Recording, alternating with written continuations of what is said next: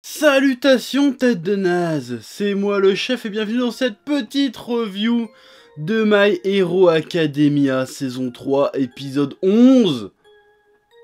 Et là j'ai envie de te dire, je sais même pas quoi te dire. Je veux dire, à un moment donné, y a des moments dans la vie où tu t'admires un truc et t'as juste à fermer ta gueule. À un moment donné, c'est ça qui se passe. Je sais pas qu'est-ce que tu veux rajouter. Est-ce que t'as vraiment besoin que moi je t'explique en quoi c'était trop bien? Sans déconner. Sans déconner, t'as besoin de moi pour comprendre pourquoi c'était trop génial? Mais bien sûr que non. Bien sûr que non, t'as pas besoin, mais tu vas regarder cette revue quand même, parce que la passion c'est important, bordel. Bon. Alors je t'explique les bails. Alors il y a 2 épisodes de ça, les 2 derniers épisodes, il y avait une tension à couper au couteau, il y avait un suspense incroyable. Je flippais tellement ma race devant autant de tension que ça me filait la chiasse, tu vois.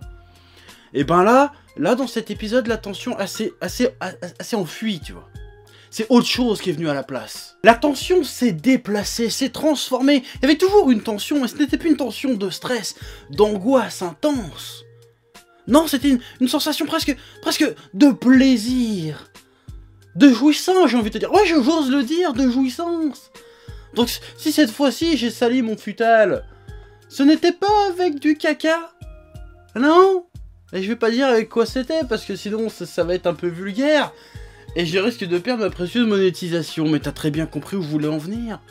Cet épisode était orgasmique. J'ai eu des frissons tout le long. Tout le long j'ai eu des frissons. Alors, en soi on va être honnête entre nous. Le combat All for One, One for All était pas si épique que ça en termes d'animation, en termes de chorégraphie. Ils se sont juste mis des grosses quiches dans la gueule, tu vois, finalement. Même pas 2 ou 3 quiches dans la gueule et puis c'était terminé, tu vois. Mais le qu'est-ce que ça raconte était formidable. Il était fabuleux, je vais même tenter. Formidabuleux, mais oui, j'ose le dire, j'ose ce terme, j'ai pas souvent l'occasion de le placer. Bah je le place là. J'ai même envie de te sortir l'Orgasma Fantastico génialement énorme. D'ailleurs je te le sors, Orgasma énorme. Parce que c'était énorme. Pourquoi? Parce que justement, depuis quelques épisodes je disais, ah on commence enfin à avoir cette petite vibe super héroïque. Et bah là on était en plein dedans et qu'on n'était plus dans un shonen. On était chez DC Comics, on était dans Superman, on était dans la quintessence du super-héros, mélangé avec cet esprit shonenique, j'ai envie de dire, shonenique ta mère. Et c'était beau, le All Might, tu comprends enfin toute la puissance d'All Might. Je me suis un peu senti comme à la fin de Dragon Ball, quand Goku fait son Genki Dama, tout le monde fait « Vas-y Goku !» Là c'était un peu le même délire, tu vois. Bon, pas dans la même échelle, parce que je suis désolé, All Might est cool, mais il n'a pas encore la quintessence. Le cultissime d'un Goku, faut pas déconner. Mais n'empêche que, mine de rien, avec cet épisode, je pense que My Hero Academia, Boku no Hero, appelle ça comme tu veux, je pense qu'il a définitivement gagné sa place en tant que relève du shonen game. Réellement. Là, on a atteint un stade, il n'y a que les grands shonen qui peuvent atteindre des épisodes pareils, quoi. Il n'y a que des Naruto, il n'y a que des One Piece, il n'y a que des Dragon Ball. Un peu Bleach aussi, qui peuvent atteindre un niveau de magnificence pareil dans une histoire comme ça. Voilà, c'est un truc assez rare qui s'est passé. Bon, il y a des épisodes épiquement épiques dans d'autres mangas, dans d'autres animés qui sont pas des shonen comme ça, mais je pense vraiment que c'est ce qui fait la différence. Pour savoir si un shonen va cartonner et rester dans les annales, j'aurais pu citer Hunter x Hunter aussi, ou Hunter x Hunter, ou Hunter x Hunter, t'appelles ça comme tu veux. Et bah, faut qu'il y ait un moment donné, faut qu'il y ait un épisode comme ça, un épisode qui te fout des putains de frissons. Et que à la fin de l'épisode, t'arrives, c'est putain, c'est génial. Tout ce que t'as à dire, c'est putain, c'est trop génial. C'est trop génial. Tout ce que t'as envie, c'est de sortir dehors en train de gueuler. Ouais, voilà, moi j'étais devant mon écran en train de dire putain, vas-y, All Might, tu vois. Alors je sais que c'est un putain de dessin animé, mais j'étais là, j'étais avec eux, j'étais là, ah putain, vas-y. Ah, c'était beau, c'était vachement beau, toi, tous les gens qui sont en train de l'acclamer et Grand Torino qui fait tu les entends, All Might, ils sont tous là en train de t'acclamer. Et il fait ouais. Ah, c'est génial. Ah, c'était génial, le frisson épique, j'ai été grisé, vraiment, et ça faisait longtemps que ça m'était pas arrivé. Bon, ça m'était arrivé un peu sur Dragon Ball Super, et sur certains épisodes de Nanatsu no Taizai, et sur SNK aussi, mais c'était un autre Voilà, là c'est juste que j'ai oublié à un moment donné, j'ai oublié le côté analyse de l'épisode. J'étais vraiment dedans et j'ai kiffé ma race. J'ai eu des frissons physiquement, j'ai frissonné, j'étais là, oh putain, oh j'étais là, oh là là. La scène vraiment où tous les gens sont en train de gueuler sur All Might et qu'All Might il fait t'inquiète, je vais me battre, y a aucun souci.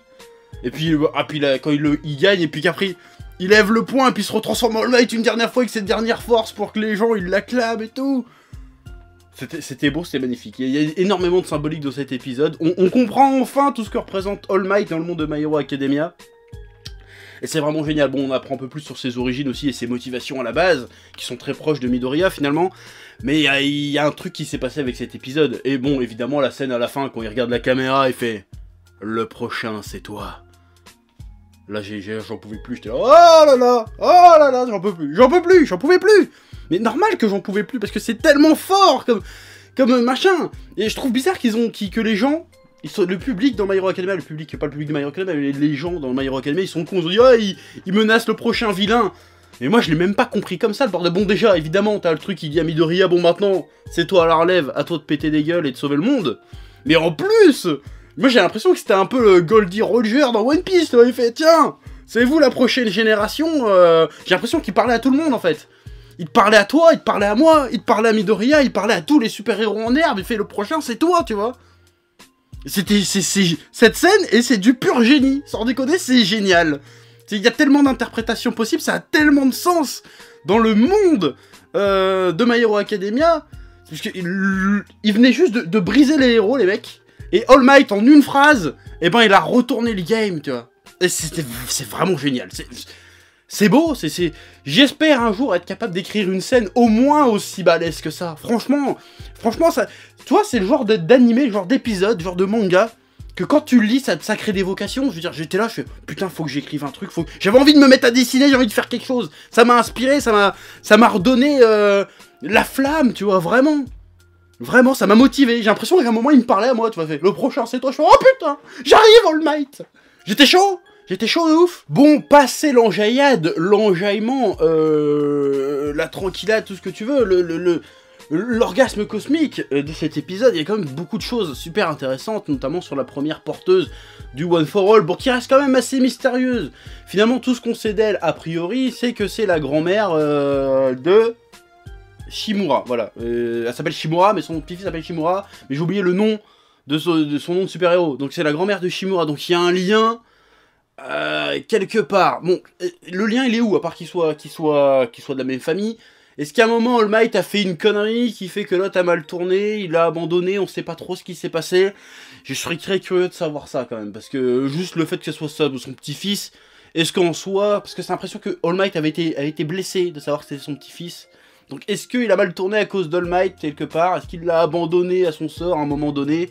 On sait pas, et j'espère qu'on aura les réponses très bientôt dans la suite de l'animé, parce que là on laisse un gros pavé dans la mare quand même, va falloir dénouer cette affaire-là, et ça peut être intéressant, parce que du coup, Midoriya quelque part va devoir, non seulement en reprenant le One for All à son compte et l'héritage d'All Might, il va aussi hériter des erreurs d'All Might peut-être, c'est-à-dire de ce qui s'est passé avec Shimura, de ce qui s'est passé avec le All for One qui va certainement revenir à un moment donné, qui va peut-être même transmettre son pouvoir à Shimura, on sait pas, et là ça pourrait être vachement intéressant une fois de plus. Donc il y a beaucoup de choses qui sont introduites en sous-texte, tu vois, et je suis très curieux de voir la suite. Bon là on est qu'à la mi-saison, maintenant que je me rends compte, j'allais dire on est presque à la fin, mais on est qu'à la mi-saison, donc il peut encore se passer énormément de choses.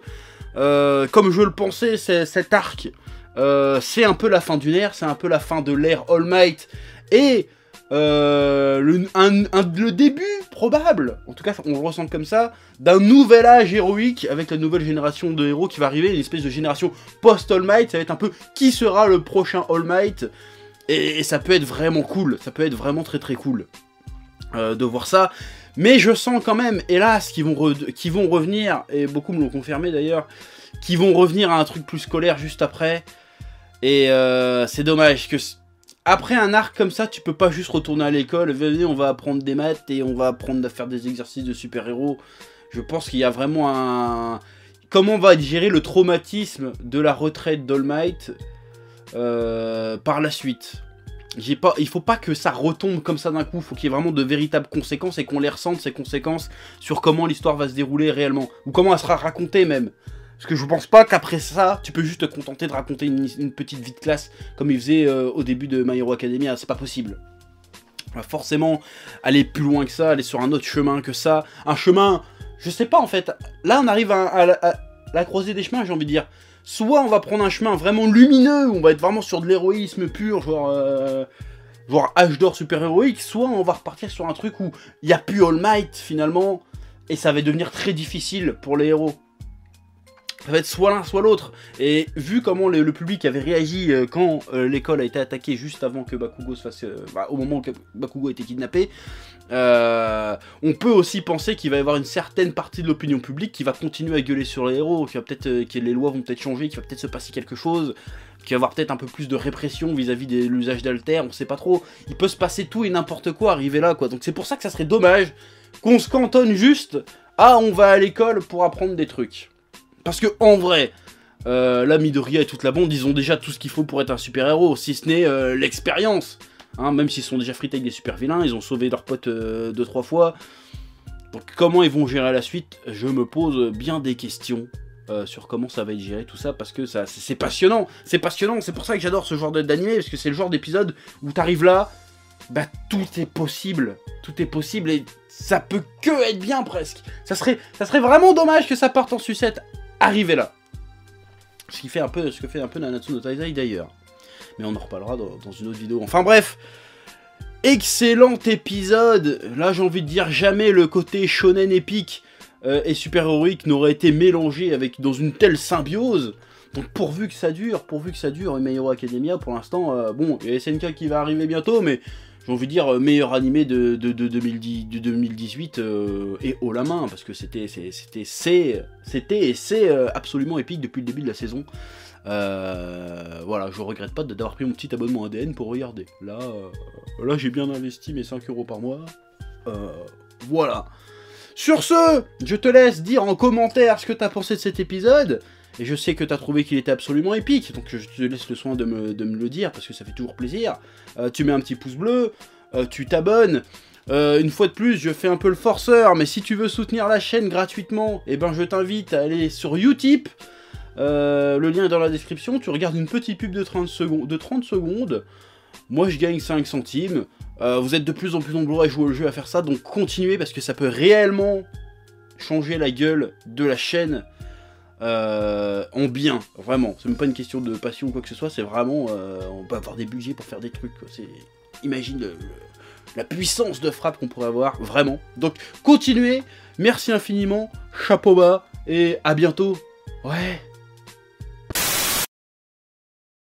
Eh oh, tu vas pas te barrer comme ça, hein? Tu vas laisser un pouce bleu, un petit pouce bleu, hein?